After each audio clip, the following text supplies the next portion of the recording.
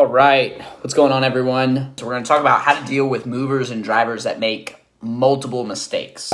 One of the struggles is getting your team to be compliant to company processes, company expectations, standards, right? Sometimes this is more of an attitudinal and a cultural thing. Sometimes it's more of a procedural or policy thing. Where a lot of companies will go wrong is they'll have the mistakes happen and then they say something to the person and then they just kind of go on with business. There's no documentation, there's no records, there's no improvement plans, there's no deadlines. So what you really want to do is you want to have a process, you want to have a policy. So if someone makes a mistake, if somebody makes one little mistake, it's one thing. All right, you're going to have people make mistakes no matter how good your training is. It's when there are multiple mistakes on the same thing happening over and over, that's when you want to really intervene. So the very first thing is you got to have a policy. So you should have in your employee handbook or whatever you have that fulfills that function in your business. You should have something that lays out employee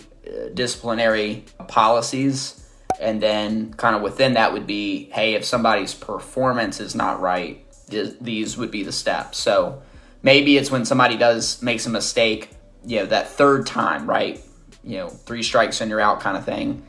That third time we see a mistake on the same thing or a related type thing is when we're going to engage, have a conversation, document, and then we're going to start implementing an improvement plan.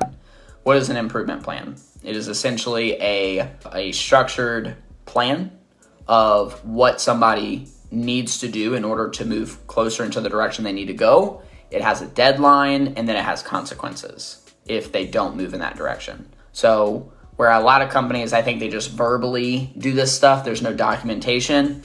The documents are what keeps you compliant and allows you to terminate employees without necessarily being afraid of someone going and filing for unemployment if you terminate them. If you terminate an employee and they go try to file for unemployment, if they were terminated due to lack of performance or lack of quality in their job, right, because of, again, their performance, they're not going to, generally, right, they're not going to qualify for unemployment. Unemployment is for those people that they got laid off because there wasn't enough hours or the business went through maybe a hardship. That's what unemployment benefits are for. It's not for people that they got laid off. They didn't get laid off. They got terminated because they didn't do well. You want to have an improvement plan that's going to detail, okay, this is where you're at currently. This is where we need to get you. This is the timeline. These are the consequences. And this is how we're going to track and measure things. When you terminate an employee, it should never be a surprise. It should never be like, oh my gosh, I didn't see this coming. When you're dealing with someone that they keep making mistakes over and over and over, well, it's either the proper expectations weren't set in the beginning, they weren't trained properly.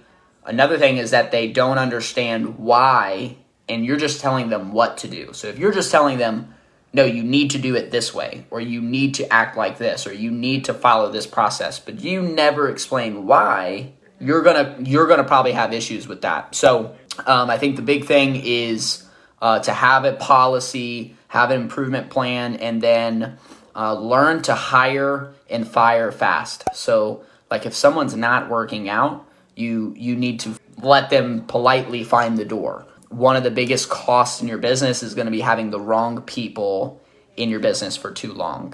Hire fast and fire fast. You want to make sure you make good decisions, right? You don't need to take forever you don't need to take weeks and months to hire people. We're talking about frontline employees, okay? We're talking about movers, drivers, right? We're not talking about management. You also need to make a quick decision when you're ready to let someone go.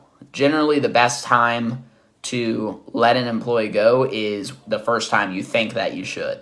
When you start having those signs, you're going to feel it in your gut, in your heart. I don't think this person's the right fit. That's when you want to cut ties. So with that being said, we're going to log off. Hopefully this was helpful, and we will see you guys next week.